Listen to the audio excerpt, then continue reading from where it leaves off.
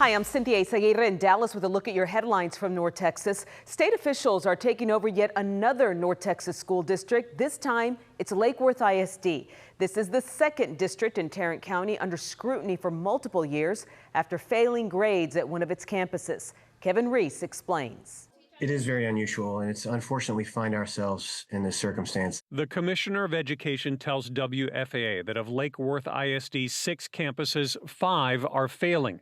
One of them, Maryland Miller Language Academy, failing for more than a half-decade, with only 22% of students in the entire district meeting grade-level test scores. Our schools are simply not good enough to meet our moral obligation to our kids in Lake Worth, and it's necessitated this intervention. The intervention announced today means Lake Worth and Fort Worth ISDs are now in the same boat. State law requires a new superintendent be appointed, a conservator appointed as well, and a hearing date set for December 19th, where district leadership can plead its case.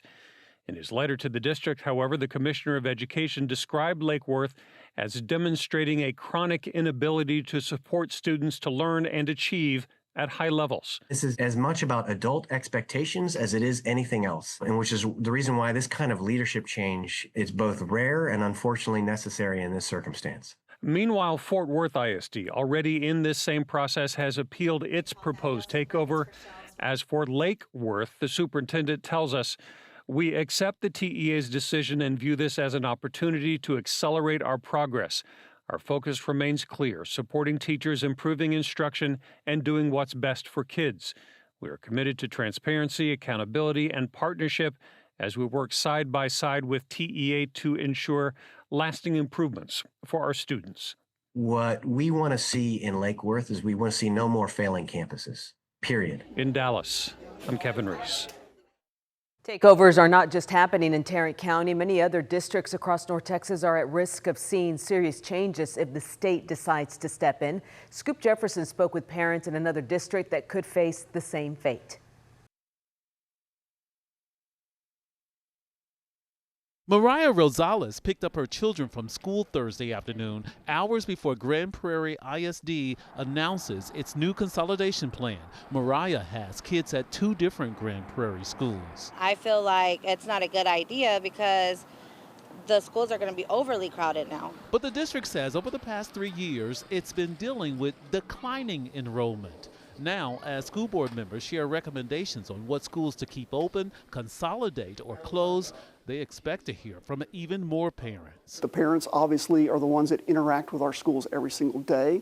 Obviously their children are there as well, so their viewpoint and their opinions are valid. You are here for our children. We have lived under the weight of this possible closure. This comes after an emotional Grapevine Colleyville ISD school board meeting, a district facing the same issues, along with districts all across North Texas.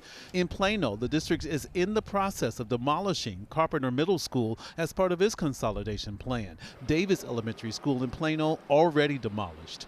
And just like Grand Prairie, it's about balancing the budget. Since 2019, we have lost over 3,600 children, and that represents about $22.6 million annually. Grand Prairie ISD's consolidation plan hits Lori Espinoza differently. Because I'm a stay-at-home mom, so going to different schools wouldn't really bother me too much, but I know that would be hard for other parents. As school board members brace for an emotional meeting, my only encouragement would be to offer grace and understanding. Their final vote on the consolidation plan will happen in January. In Grand Prairie, I'm Scoop Jefferson. It has been 1 month since SMU professor Charles Hush was last seen. Crews and canine teams are expanding their search over the next few days to find any sign of him along the Appalachian Trail. Luke Clary has more on their desperate search. It's been 1 month since anyone has seen Charles Hush, a Dallas attorney who made his mark in the courtroom and here at the SMU Dedman School of Law, where he's been an adjunct professor for decades. Hush disappeared while hiking the Appalachian Trail in Georgia. Honestly, I haven't thought about the month marker today. I just focused on the mission. His law partner, Kate Morris, has been in Union County for weeks, working with teams on a final push to find him before Christmas. What makes this different? I I think what's different right now is that we are bringing in a lot of fresh boots on the ground. There is a level of fatigue with all of us who have been here searching that's real. For the next 3 days on Blood Mountain, dozens of search and rescue professionals, canine teams, and volunteers are joining in. The operation led in part by Hush's daughters, who say they're leaning on his lifelong optimism. In any other circumstance, he would get a huge kick out of getting to know the mountains in North Georgia. This is a massive undertaking. I am so proud of her on behalf of her father. I think that if he were seeing her now, his heart would be bursting with pride. And as search crews fan out across the mountain, the people closest to Hush say what's driving them now is family. But we continue to be just so humbled and grateful for the outpouring of support, because that is what is keeping us going and helping us through this really difficult time. And as part of this final push heading into the holidays, the family has raised more than $65,000 to support teams with meals, lodging, and equipment. In Dallas, I'm Luke Clary. You may start to notice some changes around McKinney. Soon crews will break ground on a brand new resort at Stacy Road and Highway 121. These are the renderings of the Cannon Beach project. It'll feature a surf lagoon, a lazy river, a resort motel, and more. This project is expected to create 700 jobs and bring in more than $2 billion to the city over the next 20 years. Netflix House officially opened its doors at the Galleria Dallas. The 100,000 square foot space has immersive experiences, photo ops, screenings, and even a full Netflix themed restaurant.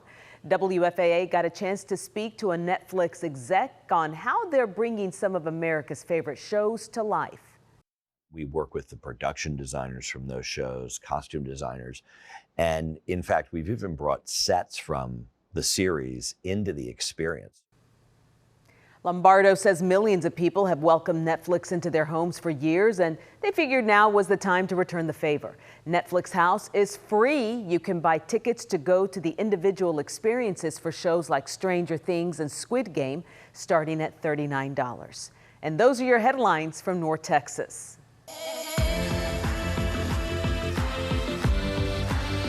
In Austin, I'm Mark Mullins. A driver faces a felony charge after police say he nearly hit a child who was getting off an Austin ISD bus.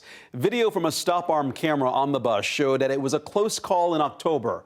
Jessica Cha spoke with the district about this case. When a school bus shares the road with other cars, sometimes those cars can become weapons. A student is exiting. They have merely seconds to respond. According to AISD Police Chief Wayne Sneed, on October 8th, a school bus was dropping off a student on Old San Antonio Road when a truck drove off the road toward them. This is someone who was behind another vehicle and chose to leave the roadway, knowing that vehicle had stopped, to go into a grassy area and come around the bus on an unloading side. The truck proceeds to drive away without stopping. But Sneed says the stop arm cameras installed on every bus from the company bus patrol helped them find the driver. The driver was identified as DeRay Marion, 31 years of age, and he was arrested on November 19th. Chris Havazizadeh, AISD's Director of Transportation, says this is exactly why they have these cameras. We started this technology 9 years ago for the main reason, to keep our students safe. Unfortunately, the number of violations is very high. Back in August, AISD installed stop arm cameras to the rest of their school bus fleet. And since then, leaders say there have been more than 7,000 violations and has not even been halfway through the school year yet. Each bus is equipped with 5 cameras that start recording if they catch a car passing a stopped school bus with flashing lights on. Those videos are sent to bus patrol before AISD police review the footage and send out tickets. To me, the system works because it's holding our public accountable. But if we didn't have the camera, we didn't have the video, we wouldn't have the knowledge or any way to figure out who it was. Ryan Manel with Bus Patrol says 9 out of 10 people who are ticketed don't reoffend. He hopes arming the buses with cameras helps lower those numbers and keep students safe. In Austin, Jessica Cha, KV News. Well, court records show the driver faces a felony child endangerment charge. Austin leaders are taking steps to comply with a new law commonly referred to as the bathroom bill. The Texas Women's Privacy Act requires people to use restrooms, locker rooms, and changing rooms in public buildings that correspond to their gender at birth. The law took effect last week. Supporters say the law is about protecting women, but opponents say it could be misinterpreted and targets the transgender community. Here's reporter Kelsey Sanchez. Everybody pees. Yes, indeed. Story time at City Hall with Austin drag queen and activist Bridget Bandit reading a children's book. You pee and I pee. Everybody pee-pees. While the story states the obvious, bathrooms are a big talker around City Hall these days. A newly passed law requires Texas cities, counties, school districts, and state agencies, including jails, to ensure people use restrooms and locker rooms based on their biological sex at birth. But how those agencies enforce the law is leaving some city leaders with more questions than answers. So on Thursday, the Austin Council passed a resolution by Councilmember Mike Siegel directing the city manager to craft a capital improvement plan to promote gender inclusivity. The idea here is our city would follow in the footsteps of the private sector, where you see, at restaurants, everyone has a self-enclosed toilet that is private, the door can close and lock, and then maybe there's a communal sink. It would be to refurbish our facilities in that manner so that we don't have to have bathroom police, so people can use the restroom without fear of persecution. The law doesn't create criminal penalties. Instead, people can file complaints if they see someone violating the law. If the government agency or school doesn't address it, the Attorney General could levy hefty fines against them. Supporters of the law, including members of the Texas Values, say this is all about protecting women. There is a sense of wanting to have privacy and dignity and just of things that can happen unintentionally, and bad actors who can take advantage sometimes of the gender identity ideology. And so we want to make sure that women are protected in all these cases. But opponents say it just puts a target on the backs of trans Texans, particularly trans women who would have to use the men's room. It's supposed to be a catch-22 situation that punishes everybody who cares for and respects the trans community. Our community and those who love us are worried about privacy, safety, health, and the ability to navigate public life. And Santa Claus pees too. And just like you. The resolution directs the city manager to identify funding and figure out which buildings need changes sooner. Council members expect to know more in March.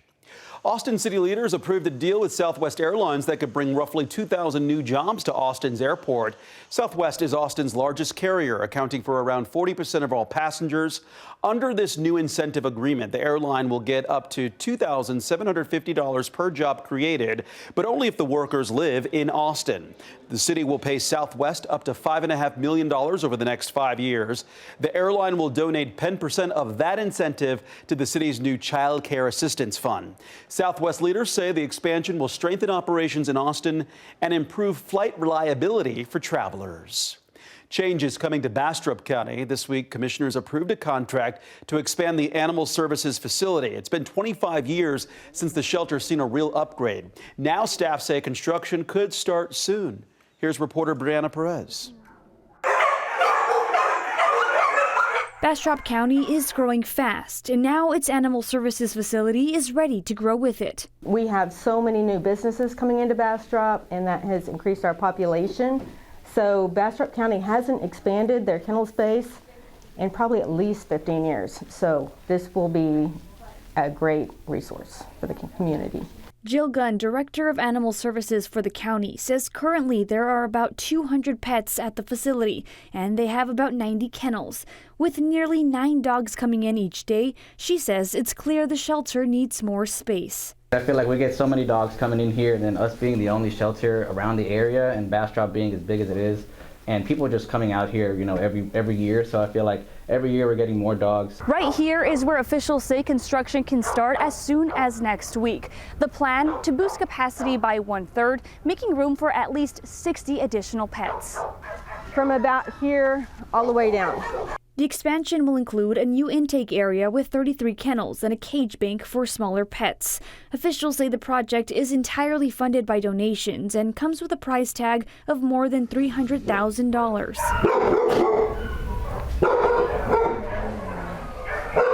With the holiday season bringing in even more animals, the need for space is growing. Gunn says this will help animal control handle stray intakes more efficiently and get animals in faster. It's going to help us by getting more dogs off the streets that, those dogs are at risk from getting hit by a car, from getting injured, and it also helps keep our community safer. They're hopeful this project will ease the strain for now, but eventually they want to build an entirely new facility. Gunn says they hope to open their doors by late next year. In Bastrop, Brianna Perez, KVUE News. And those are the headlines in Austin. I'm Mark Mullins.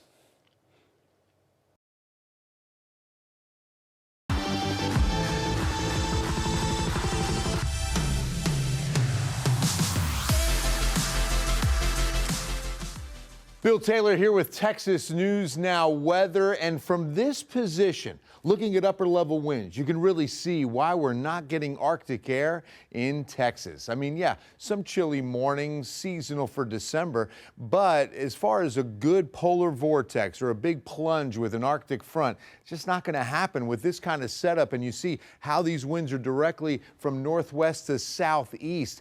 Again, a lot of headlines are being written on that big atmospheric river for the northwest, but a lot of action is going to stay to our north as long as the jet stream keeps a lot of its energy to the north.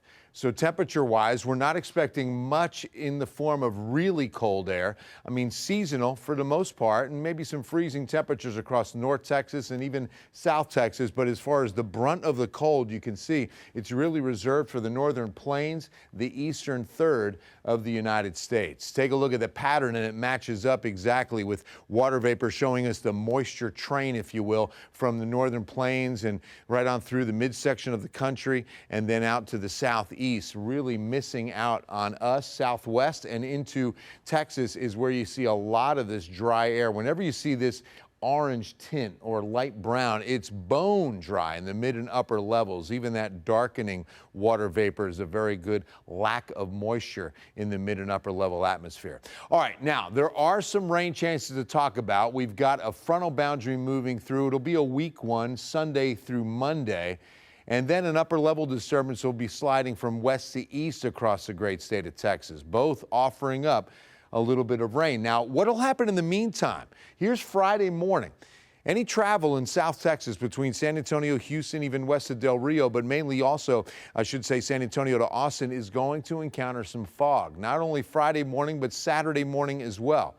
And accompanying fog can sometimes be that misty drizzle, maybe even a light shower or two.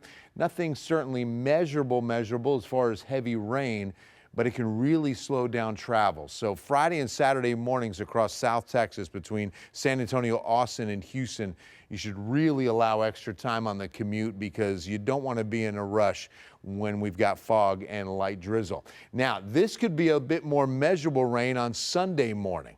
7 a.m., especially from the city out west and along the Rio Grande, some pretty good rain showing up on our future models here. And then even from San Antonio south on I-37 into the Corpus Christi area and maybe even deep South Texas. This will be in association with an increase of that Gulf moisture for that front to work with. Then the front's really not going to be producing a whole lot of rainfall. So don't expect a lot. It'll be under a quarter of an inch as far as what falls into the gauge Sunday through Monday. Now, Tuesday, this looks like a little bit more measurable rainfall, but it's reserved for East Texas. Heaviest rain pocket is going to be Dallas into Texarkana, and it stays there. I mean, we're really not expecting much rain, if any at all, across West Texas for a while. And you can notice, again, this is now Wednesday morning, and from San Antonio to Houston and right up through, say, Tyler, including Waco, College Station, all going to be under some pretty decent rain chances at the beginning of next week. By Thursday, it looks like we dry out completely. Notice that West Texas doesn't look to see an impact at all with that system moving from west to east. They don't need the rain as much as South Texas does. So we want the rain to fall where you again see some of that extreme to exceptional drought near Big Bend, right over San Antonio, out towards Houston, and then also near Corpus Christi. This was updated Thursday, and you can see not much of an improvement. If anything, a little more extreme drought into Medina County, which is just west of San Antonio. And then this little extreme pocket actually shrunk a bit near the Houston area. Rainfall, well, we are looking to see now everyone a little bit more below average. Disregard this above average because it looks that the update will definitely be less rainfall in the 7 to 10 day forecast. Let's take a look. Your extended forecast, pick your Texas city. Corpus Christi, a little foggy on Friday morning, as well as just about everybody, but Corpus might be socked in most of the day, high near 80. Speaking of 80, that's where they'll be on Saturday. Look at McAllen, 86, flirting with 90-degree weather both Friday and Saturday down in the RGV. Then some cold air for Lubbock, high of only 46 on Sunday. 65 in Houston on Sunday with highs near 70 on the coast, mid-50s for Austin on Sunday with a chance of rain. That'll be a cold rain. Lots of sunshine middle part of next week, which, by the way, those will be the final days of fall. For Texas News Now Weather, I'm Bill Taylor.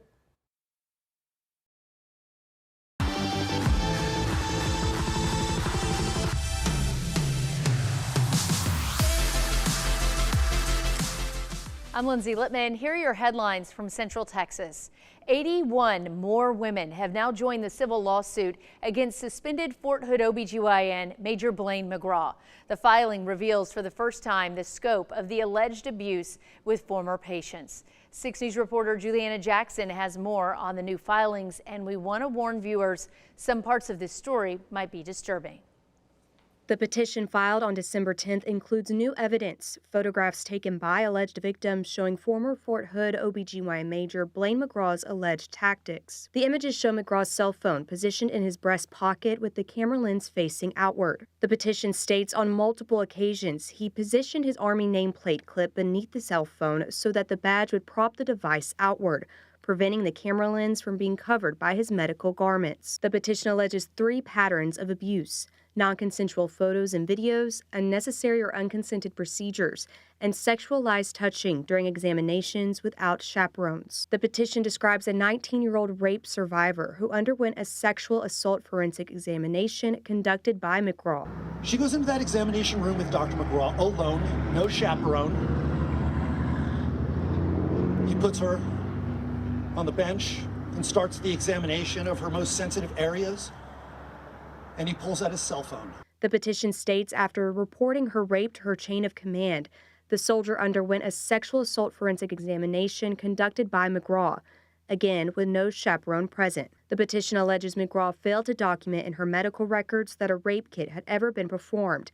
As a result, the criminal case proceeded, and her assailant was ultimately acquitted. One of the 82 Jane Does in this case says the alleged abuse was enabled by a, quote, broken system. All the while warnings are dismissed, complaints are pushed aside, and us, the victims, are told to follow a process that has never protected us. The petition alleges how McGraw induced labor without consent at Tripler Army Medical Center in Hawaii. According to the filing, after performing an off-the-books pelvic exam and inducing labor, McGraw allegedly told the patient they could both, quote, get in trouble, and instructed her to text him once she left the hospital property. Involves an examination in which a chaperone wasn't present. The Army needs to sit up and take recognition of this power disadvantage that they're putting lower enlisted soldiers in every time they enter an examination room. It has destroyed our ability to feel safe seeing medical providers on or off post because we don't know if we are walking into a clinic or a crime scene. My sense of safety, something that everyone deserves, was taken, and I'm not alone in this loss. The 82 plaintiffs in this case are seeking more than $82 million in damages. Army prosecutors filed 61 charges against McGraw on Tuesday, December 9th. McGraw is now in pretrial confinement at the Bell County Jail. Making more Central Texas news, it was an exciting night for the Lady Bears. Were you nervous stepping up to the free throw line for those 3 free throws? I was a little nervous just because, like, all the kids, they were screaming. I felt like they were depending on me. And so I was like that's the most nervous I've ever been. It was Future Bears Day, and local schools got to bring students to the game for free. When Talia Scott got a chance at 3 free throws, the Bears were just 3 points away from having 67 points. You guessed it. That's when her team got that crowd of kids chanting 6-7, 6-7. You can hear their reaction after she nailed all the shots.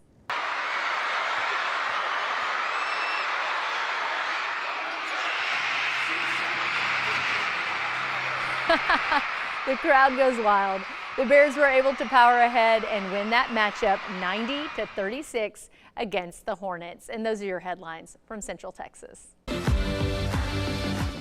I'm Isis Romero, and this is the news in San Antonio. A Bexar County deputy constable is sharing a first-person account of a terrifying situation. He was shot while serving an eviction notice. Luckily, his protective gear saved him from serious injury. Sue Kalberg has the story. I prayed and, I sat there and thought about life and, I was just, thanking God that, things turned out the way it did. And Deputy Constable Darrell Ward says he's thankful he came home to his 2 kids. My kids, they need their daddy and, I have 2 boys and, I'm all about them. Grateful for kids and the co-workers who helped save his life and the body armor that stopped a bullet from piercing his chest. I was just looking at it, I was just surprised. I'm like, this vest really saved my life right now. It was an ordinary Tuesday until it wasn't. Investigators say 49-year-old Kevin Gerber, who's been facing eviction since paperwork was filed back in September, is accused of opening fire when constables enforced a judgment at the Artisan at Willow Springs Apartments on Gambler Road. It was just chaotic. And during that time, you don't know what to think, you don't know how to feel. Ward, who's been with the department for about a year, says the culture of training and teamwork by Constable Kat Brown is a true lifesaver. They always make sure we have the best training and, the best resources for incidents like this. The accused shooter eventually surrendered after several tense hours. Gerber was initially hospitalized for his injuries. He finally made an appearance before a magistrate during the overnight hours. His charges: 1 count of attempted capital murder of a police officer, 3 counts of aggravated assault on public servants. His bonds total $2.5 million. He's still in jail. In Northeast Bexar County, Sue Kalberg, KENS 5. A new study shows an alarming rate of guns stolen from vehicles. Megan Reyna is breaking down the data of what's becoming a common crime in San Antonio.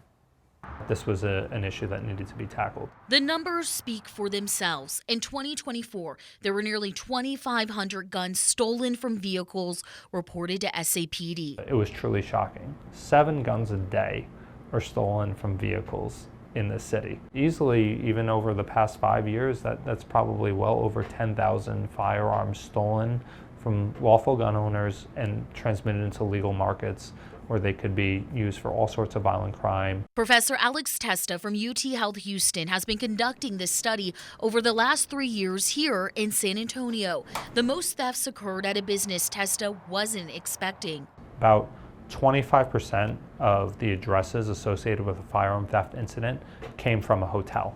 About 19% came from shopping or retail centers.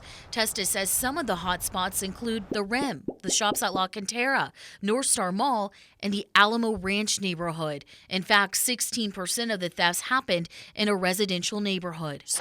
But these criminals aren't just going after every vehicle. He says they're profiling, targeting drivers they believe would have a gun, from the decals or license plates that may mention military affiliation or gun rights to the type of vehicle. The study states 70% of reported thefts targeted trucks, the Ford F-150s being the most popular, followed by Chevrolet Silverados and Dodge Rams. To be aware that unbeknownst to you, you might be a target. Testa says SAPD is doing its best to go after these thieves, but he believes in order to tackle the crime, there needs to be awareness. Best way to keep these thefts down then are to not leave firearms in your vehicle. Megan Reyna, KENS 5. December marks 4 years since Lena Sardar Khil disappeared. Her family and advocates are still searching for her. Tips have slowed, however, hope has not faded. As Zach Briggs reports, people across the country continue to report possible sightings. Over the past 4 years, loved ones of Lena Sardar Khil have kept strong, pushing for answers. They're still missing their daughter tremendously. Missing persons advocate Pam Allen has been by the family's side since day one, when little Lena vanished from this Northwest Side apartment complex on December 20th, 2021. This case still remains unsolved. This case still has so many questions. We still have hope. Helping fuel that hope, tips coming in from across the nation, with people reaching out to Allen, Lena's father, and San Antonio police, saying that they believe that they have seen Lena, and we continually get those. But as time's passed, any potential leads have dwindled. Hundreds and hundreds and hundreds in that first year. And the second year started trickling down. And now in year 4, those clues are few and far between. It really breaks my heart. Christy Clater recently called SAPD, saying she saw a girl who resembled Lena outside a mini-mart in Denton. Her husband cautioned her on whether to report it. Like, it could be false hope. It's probably not her. And I was like, but if it was our daughter, if it was our baby girl, and before I could even get, what would you do out of my mouth? He was like, make that call. Here's Clater's message to anyone in doubt about speaking up. Basically, if you see something, say something. It might be nothing, but then again, it might be something. And if it was my kid, I'd want somebody to say something. And for Lena's family, there's a sense of gratitude and optimism as they wait for some type of closure. We think it's tremendous that there are people who send us likenesses of Lena. That to the family means there's that many people who continue to care about their daughter. And that brings them a little bit of comfort in the midst of this tragedy. Zach Briggs, KENS 5. More than $200,000 is being offered for information leading to Lena's safe return. Call San Antonio Police with any information that may help this investigation. A Leon Valley ministry that lost its food pantry to a fire has a new home, and it's all thanks to the unwavering spirit of volunteers and neighbors. Simone Simpson has the story. We are absolutely overjoyed. We could not be more thankful. It was nearly 2 weeks ago when we visited Rivers of Hope Ministries during what they thought would be their final food distribution. A faulty heating unit had started a fire at Grace Fellowship Baptist Church at the 7800 block of Eckerd Road just a day before. It's just been one email and one phone call right after another. After our previous report, Stacy says she received dozens of calls and emails from people wanting to help, volunteer, and offer locations so that the Rivers of Hope Ministries can continue their mission. One pastor, Darwin Lowe, met them in person the same day of that food distribution. Right after you guys left and wanting to know how he could help and offering to help us move our stuff. When he came back to move it, he said, why don't we just move it to my church? And I was like, okay. Stacy says Grace Fellowship Baptist Church has reached out on potentially having a room they can continue their mission in. We may be able to eventually have 2 locations, which would be even better for the people. The support from the community has been overwhelming. It's really great to see that the people that we've helped want to help us in our time of need. Reporting from the Northwest Side, Simone Simpson, KENS 5. And that's the news in San Antonio. I'm Mike Gillespie in Corpus Christi, and here's a look at some of what's making news in South Texas. A local business is taking action to keep one middle school student safe at their bus stop. They're moving them away from an area where homeless activity is common. And as Ryan Hopper shows us this week, that decision may have prevented something far worse. For many parents, kids waiting for the school bus on a busy 4-lane road is already a frightening thought. But on Monday morning, it turned terrifying as parents and their kids witnessed a homeless man with a knife experiencing a mental health crisis right next to their bus stop. She saw a gentleman with a knife. He was mumbling. He was very angry. He was talking to himself. And immediately he called the police and we gave her a description. And I asked, please come down. please send an officer to at least look at the area. Every morning, Nicole Solis sweeps the sidewalk and bench area near the bus stop for weapons and drug paraphernalia, which she sometimes finds. Obviously well above legal pocket knife, which is very scary. So I'm sure there's a lot of other weapons, but I'm hoping that we don't come in contact with them. Betty Roberts, whose son walks about 5 blocks to the stop almost every morning, says she received no notice from CCISD about the incident. I think the school would have notified us or told us something about it, you know what I mean? If I would have knew something like that happened, I probably wouldn't let him walk to the school bus or be at the school bus stop. For owner Chuck Giffen, having the station church and the large homeless population that comes with it nearby makes the situation unsustainable. You can't have people sleeping on the street. You can't have 50 or 100 people standing out on the sidewalk waiting to get fed. And while that is a long-term problem, police say they will increase morning patrols in that area. Well, the Naval Air Station Kingsville Fire Department is marking a major upgrade as they cut the ribbon on their new fire truck bays. It's a project made possible through a partnership between the U.S. Navy, the state, and the city of Kingsville. The $3.9 million facility is designed to keep the department at the ready and strengthen the mutual aid they provide to Kingsville and Clayburgh County. Leaders say the expansion will boost response times across the area, including at the county airport, where their aircraft fire training plays a critical role.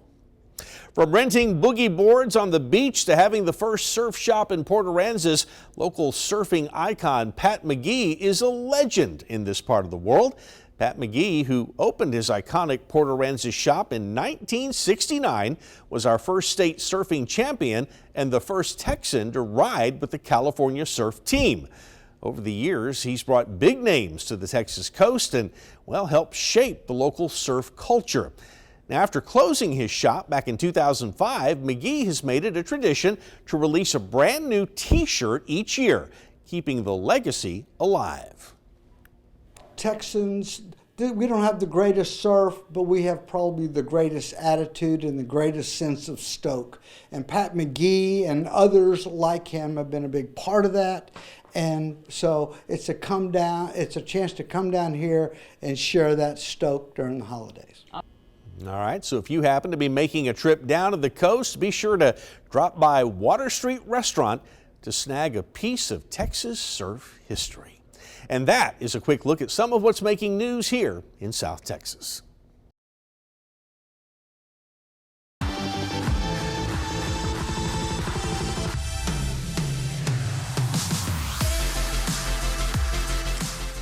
Hello there, Mia Grady here. The look at what's making headlines in Houston, starting with a Houston man who will spend the rest of his life in prison. On Wednesday, a jury found Anthony Landry guilty of murdering attorney Jeffrey Limmer at a McDonald's over a filet-o-fish sandwich. And on Thursday, the same jury agreed to a life sentence. Amanda Henderson was in court and shares the emotional messages from the victim's family. This morning, Anthony Landry making one final court appearance, learning his punishment after being found guilty in the 2024 fatal shooting of Jeffrey Limmer. Ladies and gentlemen of the jury, have you reached the verdict? About 20 seconds later, Judge Brian E. Warren is seen reading the jury's unanimous decision. Landry will serve life in prison over Limmer's death. Limmer's family seen hugging each other and wiping tears before giving victim impact statements. It's difficult to process that Jeff is gone. I saw him almost weekly, if not more. You should every day, Jeff. But we know where you are. You have reached your heavenly reward. Secure with your faith, and we can see you in the same place we got there. As a result of this senseless act, there are no words to describe the pain loss that our countrymen. In May 2024, Limmer stepped in after he saw Landry shouting at a West Houston McDonald's employee over a filet-o-fish sandwich. Officials say Landry then went and got a gun, returning to shoot Limmer multiple times, ultimately killing him. He saw danger and he stepped forward. He stood up. He tried to show others from harm, and in doing so, he lost his wife. Tiffany Dupree and Keegan Childers are with the Harris County District Attorney's Office, speaking with us minutes after Landry's punishment was confirmed. The family is very grateful to the jury, very grateful to them being a part of the process, deliberating and reaching what is a very appropriate outcome. They had such a big loss of life in Jeff. To a loved one they say is gone far too soon. Our family is so very grateful for the time that we had with Jeff and all the wonderful members. We love you, Jeffrey. Rest in peace till we meet again. Here's my guardian angel. Well done, my prison faithful servant. That was Amanda Henderson reporting. Now to Spring ISD, where the school district will close Link Elementary and Dewitt Middle Schools at the end of this school year. The district says enrollment has dropped. Some campuses are only 60% full, and Spring ISD is facing a $13 million deficit. Leaders say the move will save about $4 million. Michelle Choi spoke to parents. We have 5 in favor. To oppose, the motion carries. That vote officially shuts down Link Elementary and Dewitt Middle School at the end of this school year. And with the state of funding for public education right now, we have to make hard decisions. And so I just wanted to make that statement from my heart tonight, that sometimes we have to make some tough choices in order for the greater good of all. Spring ISD says the district has lost enrollment over the last several years, with some campuses now operating at only 60% capacity and faces a more than $13 million deficit. Closing the 2 schools, they say, will save roughly $4 million next year alone. Under the plan, Link Elementary students will be rezoned to Lewis Elementary or Beneke Elementary. Dewitt Middle School students will be sent to Bailey Middle and redesigned Bammel Middle School, with some current students at those schools moving to Wells and Twin Creeks to make space. Among the parents who spoke out last night was Laura Chavez, a mother of 2, including a kindergartner at Link. What this proposal is doing is leaving hundreds of children behind, children who rely on Link as their second home. She came up to us today to explain why she's been fighting this since the first meetings. I told them, this school is just not a school. It's the heart of the community, and that's what I wanted them to see, and they did it. Chavez also believes families weren't given meaningful choices in the district survey. The way that it was set up, we weren't given a choice. Either you pick A or B, there was no choice. And A was sending your kids here, sending your kids to the other school, not what do you think about keeping Link open? That was never a choice. But other parents, like Rashad Johnson, whose 2 daughters attend Link, told us they support the change. I don't feel like they're doing a good job teaching here. My first grader isn't doing as well as she should be. Closing it down and finding a better option, that's positive. In a statement today, Spring ISD superintendent said the district understands how deeply this affects students, families, and staff, and that its priority now is supporting them through the transition. That was Michelle Choi reporting. TxDOT has kicked off the Drive Sober, No Regrets campaign, which is focused on ending drunk driving. One of its volunteers, a mother who has decked out her front yard as a tribute to her daughter who was killed by a drunk driver. Trayson Bragg has her touching story. In the city of South Houston, she was smart as a whip. There is a Christmas display like no other. I lost my best friend. I lost everything. Every light, every photo, every ornament set up by Sharice Thomas, who tells me she lost her 18-year-old daughter, Destiny, back in February of 2020 to a drunk driver. The guy broke every bone in her body from the top of her head to her waist.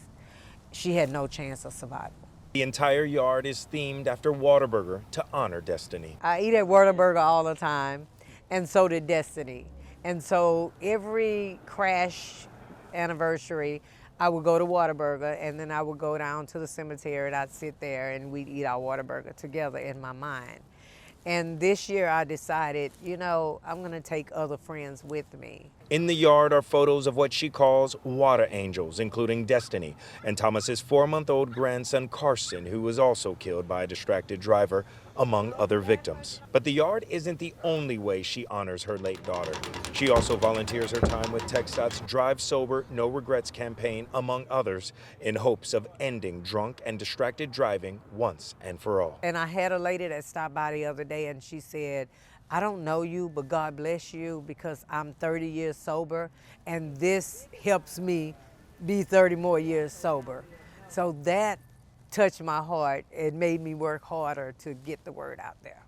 Ms. Thomas tells me tomorrow she's heading to Beaumont with TxDOT to continue her work with them and as a part of their Drive Sober, No Regrets campaign in hopes of getting one step closer to her mission of ending both drunk and distracted driving for good. In the city of South Houston, I'm Tracy Bragg, KHOU 11 News. Such profound loss, yet a powerful act of love and purpose. And with that heartfelt moment, that's a wrap of your Houston headlines. I'm Mia Gradney. Hi, I'm Brennan Gurley, and here's what's making headlines across East Texas. An East Texas woman just 19 years old found herself suddenly raising her younger brother after her mother was sent back to El Salvador. CBS 19's Robert De La Garza shares her story, a family she says has been torn apart by deportation. When Stephanie Flores' phone rang, what she wasn't expecting is what would happen next. I get a phone call that my mom is gone. Her family says her mother, Lena, had been stopped on the way to work, detained, then deported to El Salvador. She called me. She was scared. She was worried. She was like, hey, I just got pulled over. That she was already ICE detained, so there was nothing I could do for her in that moment. Stephanie and her brother are both U.S. citizens, and according to court records, her father was deported roughly 6 years ago. That left their mother to raise them alone until now. Knowing that my dad was away, it's like, it hurt me. Like the guy that I saw, like my superhero, is gone. My mom being taken away, it's like the same story going all over again. Executive Director of the Hispanic American Association, Gilbert Urbina, says Flores' mother missed a court date back in 2006. If that court date is missed, they issue what's called a removal in absentia. And that means that the person is ordered deported at that time period. Urbina says her case may have gone unnoticed by the immigration system for years until a traffic stop in August brought it back to attention. Or sometimes it could be because of illness or pregnancy or family emergency.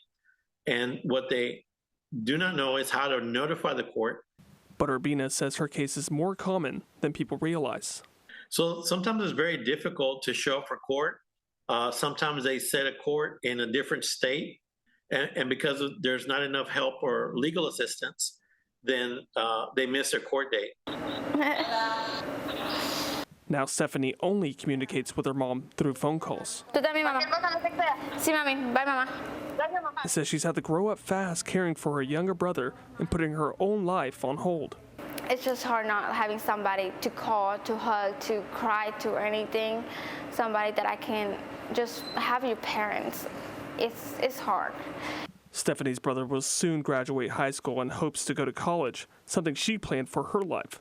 But now she's working 3 jobs just to support them both. I wouldn't wish it on nobody. It's just so hard because you go from having this beautiful family, this beautiful place to the unknown, just to throw in there without knowing anything. They say the impact of deportation hits families hard, and now Stephanie is living through it every day. I really do hope that at some point in life I can see them again, hug them, tell them that I love them. A single phone call, a single court date missed. Now a family torn apart. For CBS 19, I'm Robert De La Garza. Christmas isn't even here yet, but Texas Parks and Wildlife biologists already have a plan and a place for your real Christmas tree. Chief Meteorologist Brett Anthony shows you how your Christmas tree can help build better fishing at Lake Fork. When Christmas is over, what do you do with your tree? Most trees end up in the bed of a pickup truck, thrown into a trunk or tied to the roof of a car and taken to a local tree recycling drop-off. The trees are usually turned into mulch. But this year at the Tyler Nature Center, Texas Parks and Wildlife has a new way to give your tree a second life. The goal is to put them out at Lake Fork, and these recycled Christmas trees will be able to provide refuge and habitat for largemouth bass during the spawn. The lot is empty, but biologists are hoping to collect 1,000 real trees between the end of December and the end of January. TJ Pullen is the fisheries biologist leading this effort. Make sure it's, a real tree. We don't want any fake trees, and that it's undecorated, no ornaments or decorations, hooks, no tree stands, anything like that. TPWD will take the collected trees to Lake Fork. Unlike traditional brush piles in deep water, the trees will be anchored in shallow water near the shoreline. The difference here is the depth of water. So a normal brush pile, you're burying or you're sinking trees in deeper water. Here we're anchoring these trees in roughly 3 to 5 feet of water. It's the depth of water where largemouth bass will spawn in the spring. This newly created cover will help fry and fingerlings hide. So we'll be able to put these trees there, and they'll provide refuge for the bass while they're spawning, and then for the fry and fingerlings after the spawn takes place. Biologists who study the lake recently noticed smaller numbers and smaller sized bass in Lake Fork. And biologists have a theory. Mainly it's just kind of in recent years seeing kind of a lack of vegetation in certain areas of Lake Fork. So biologists say if they can increase the vegetation, it'll increase the chance for young fry and fingerlings to survive. I'll just lift them up in the boat. And that leads to more and bigger bass for anglers to catch. But success of the program won't be known for years. With our sampling, we can go out and determine, the strength of different year classes based on the numbers of fish that we're seeing of given sizes. TPWD is partnering with Major League Fishing for promotion of the fishing tree drop-off. Lowe's and Home Depot are asked to donate leftover trees to the program, and the Lake Fork Sportsmen's Association will help drop the trees into Lake Fork. We're looking to get as many trees as we can. We're thinking 1,000 would make this project worthwhile, and hopefully we can get enough trees where it makes it a good effort where we can do it each and every year. And that's a wrap of your East Texas headlines. I'm Brennan Gurley. Here are your headlines from Southeast Texas. I'm Tia Johnson. Friends are sharing their memories of a woman who was recently murdered in Beaumont. LaQuanta Edwards was found stabbed to death Friday near Terrell Park. Now we're hearing from a friend and former co-worker who says he's heartbroken over her loss. Xavier Horace says he met Edwards while they were working at the George Bush Intercontinental Airport in Houston. He says she was a mother and her children were the most important thing in the world to her. He describes Edwards as someone who would do anything for her friends. Very inviting and funny. She's very kind and she'll just give you the shirt off her back if she could. She's just an all-around nice person, genuine person. Horace wants Edwards to be remembered as a loving person who was always putting others first. Now, the suspect in her death, Thaddeus McCray, is charged with murder. He's sitting in the Jefferson County Jail on a $1.5 million bond. You can read more about how investigators connected him to the crime on 12newsnow.com. Also in Beaumont, now with the police department, SWAT team is hosting the USA Police Training Strike Team from Brazil. Several different law enforcement agencies from Brazil traveled for the training at the BPD firearms training facility. The Brazilian team members will learn a variety of specialized tactics to take back to their specific departments. Officer Caesar Beadle with the BPD says trainings like these are not always accessible in Brazil. For someone who lives in Brazil, not only is training expensive, but even ammunition is not readily accessible as it is to us. So for them to obtain this level of training, really, it's very difficult. So they had to make a lot of sacrifices to come out here. Officer Beatty says some officers made personal sacrifices to attend the training, like selling personal items to afford the trip. Now to our rural communities where food insecurity is a growing concern as access to fresh groceries can be extremely limited. Reporter Cameron Burchett shows us how donations help small food pantries many rely on. I'm at the Jasper County Food Bank where they're working to fight food insecurity for the 5 rural counties that they serve. We have so many people in need. Inside of the Jasper Food Bank is the Greater Jasper Share Food Pantry. At first, 250 families used the pantry. Now, that number is more than 700 families a month. Our food's going out to our pantries, and where the pantries are able to supply the food to our communities that we serve. Irma Dahlquist is the facility manager. She says they have 23 food pantries spread out across Jasper County, Newton, Tyler, Sabine, and Polk counties. So if you live in Pineland, if you don't have that transportation or they're having to travel an hour away, you're still limited there of grocery stores that's available there as well. If transportation is an issue, neighbors and family members can step in to help. They're able to pick up that food as long as they sign that proxy that they're able to pick it up for them. In communities with few grocery options, that support can mean the difference between having a meal or going without. In our rural area, we're considered a food desert. It's 15 miles before you can come to a grocery store that has produce or has lots of choices. Sandra Sherman is the board president of the Hardin Jefferson Hunger Initiative in China. Thanks to a donation from ExxonMobil, the group can continue supporting the community that depends on them. Our people here are mostly a lot of the elderly people who are on Social Security, barely getting by. Well, that $5,000 is like getting $1 million for us. For many families, donations like this help keep food on the table. And it's a good feeling to live in a community that cares of others.